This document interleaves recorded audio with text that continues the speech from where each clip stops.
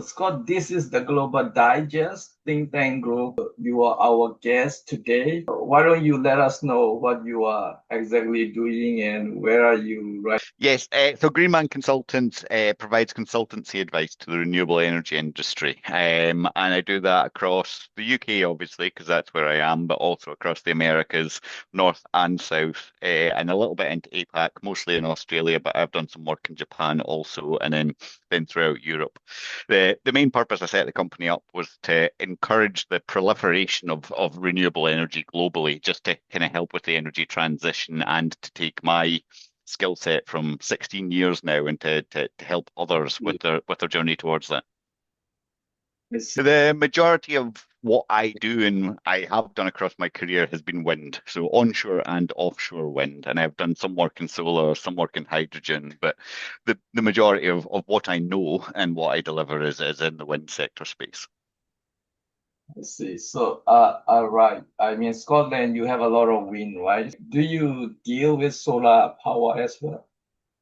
I do some work in solar power. It's definitely at the lower end in terms of volume of what I do. Maybe 5% of the work I do is based around solar, and it's usually in terms of technical advisory. So helping a bank to assess a site before they lend money to it, or helping an investor assess a site before they make an investment in it.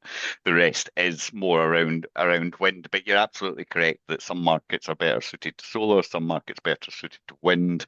I'm from Scotland, as we mentioned. Solar is less popular here because we don't have a huge amount of sunshine, but we do have an awful lot of wind. And you're seeing that balance change, I guess, a little bit. I mean, solar is by far and away the most popular form of renewable energy globally, but other markets that are, they have a core in solar power are also moving also into wind power. The Chileans have been big on wind power for quite some time. Your neighbours in Thailand, they've been looking at wind power quite extensively for a while as well. So it's a better balance, I think, overall. I don't think there's any one power source which is better than another, but a balanced grid is better suited to have wind power and solar, etc. Because solar obviously works during the day, but wind power actually works better at night because winds are stronger at night. So the grid itself is better balanced by having exposure to both power sources. I'm not sure Thailand, I don't know how much they have a lot of wind power, wind. I don't know, even compared to Thailand, Burma, we have more mountains. Mountains Mhm. usually have more winds. But you said Thailand one looking for wind power. It is interesting.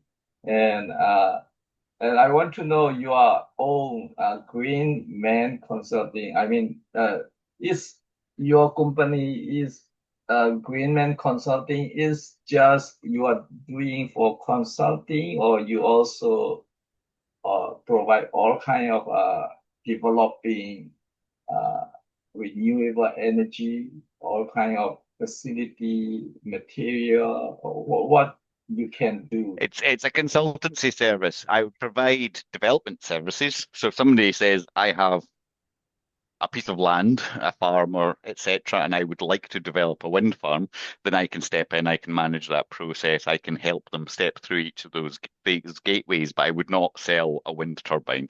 I would not sell aggregates to build roads. I would not sell cables in order to connect these to the grid. All I do is provide the advisory services that sit around that. I don't own equity in projects and I don't sell widgets or components that go into the wind farm. It's purely advice.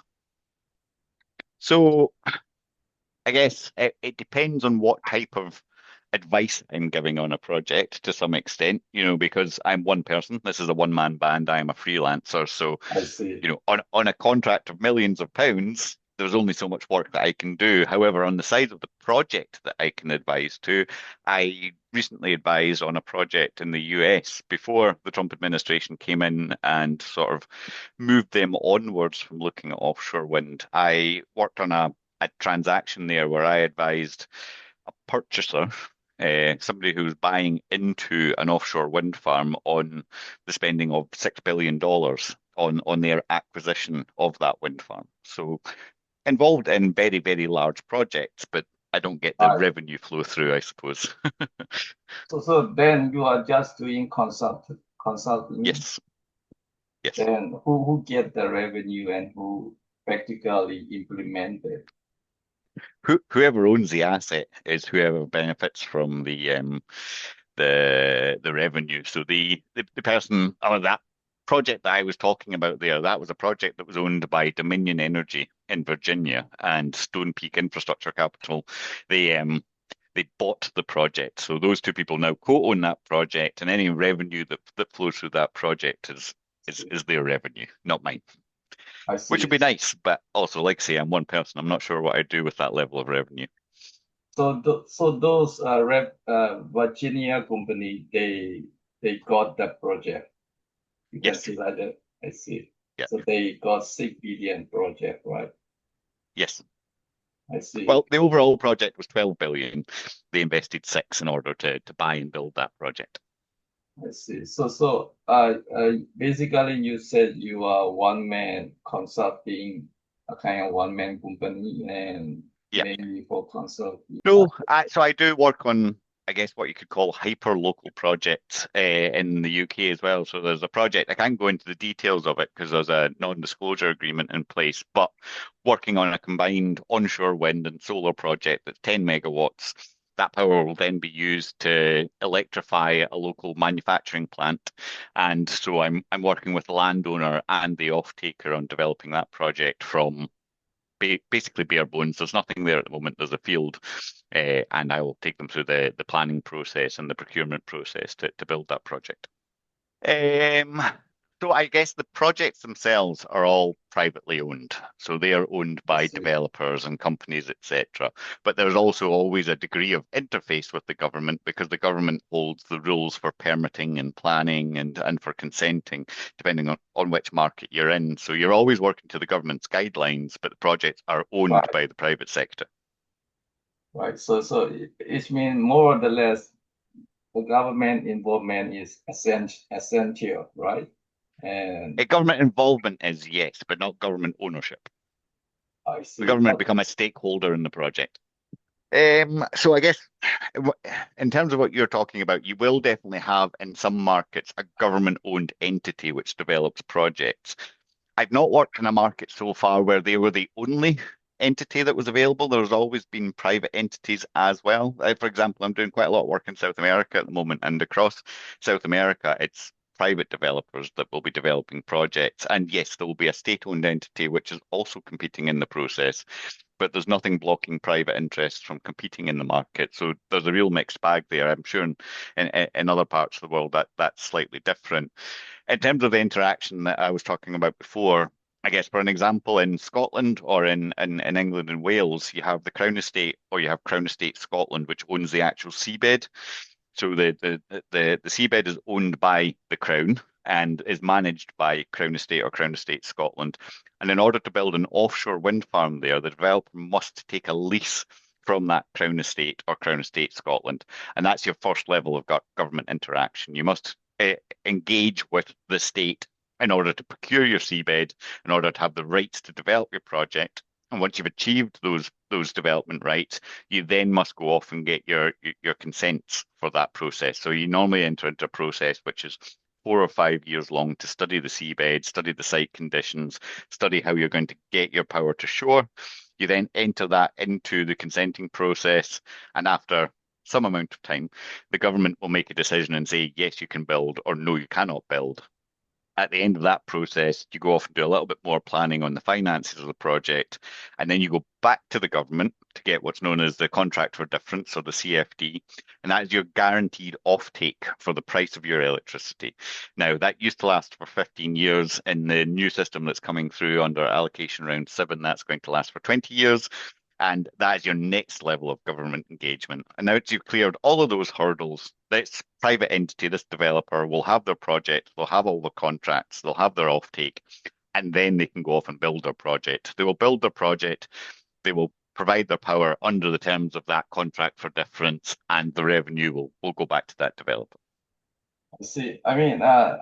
In England or Scotland, your cases, most land and sea are completely owned by government and The sea, yeah, the sea yeah, is completely owned by government, or in the UK, it's the Crown. So technically, it's the King who owns the seabed, and that is then managed by the government with revenues being shared between government and the Crown.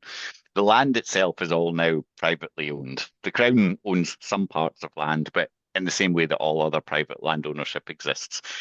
So it's very much it's parceled up, and to be honest, there's quite a lot of large estates, which is different to other places. The land ownership is really quite concentrated in the UK, but it's still owned largely by private interests rather than state interests.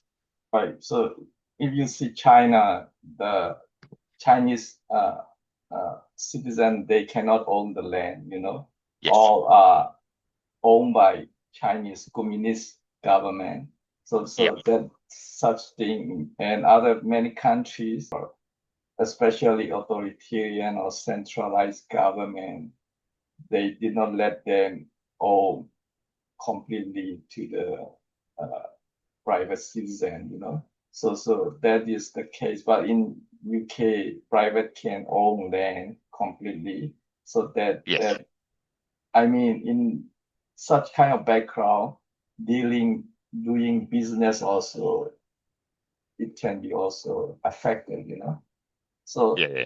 as you said, the 6 billion project in US, that the 6 billion is government loan or government given fund to the private group. Oh, no, no, that's is it's private equity basically. It's a fund which exists in order to invest. So the fund manager spends X amount of time filling their fund up with capital, and then they spend the next few years allocating or distributing that capital into various investments, and more or less none of that is government capital at all. It's all private interests that have invested that capital. In the past, however many months we are now, 8 months, it has declined significantly. Up until January, the US was a very, very strong market for all forms of renewable energy. There's a vast amount of onshore wind already there, and there was a huge amount of offshore wind planned in the US. But you're correct in saying that since the Trump administration came in, that has cooled somewhat, and the investment market for all forms of renewables has chilled significantly, but particularly for offshore wind. Offshore wind has more or less fallen off the map now in the US. So can you say current government, Republican and Trump government, they are interested or willing to do those renewable energy business? There are I guess it's a movable feast. We're still trying to work out exactly what's happening in terms of onshore wind and solar.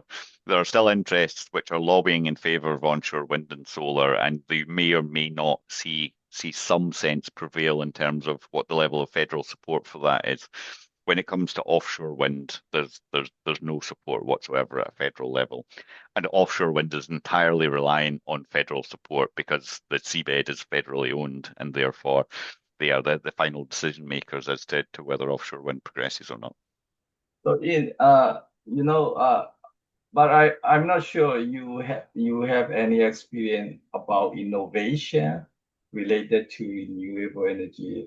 Do you have idea of It's innovation? not something I've heard of. The only thing that crosses my mind in terms of what you might be referring to is it's straight PV to hydrogen, perhaps, that they've used solar power to then create hydrogen, i.e., or to split the water molecules into hydrogen and oxygen. That might be what you're talking about there. And certainly, green hydrogen has been a big Probably. talking point for the last few years, so it's possible.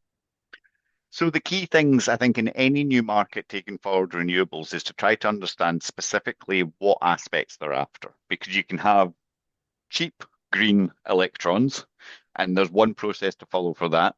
You can have green electrons and some level of local investment, and there's a different process there, or you can have expensive green electrons and a lot of local investment.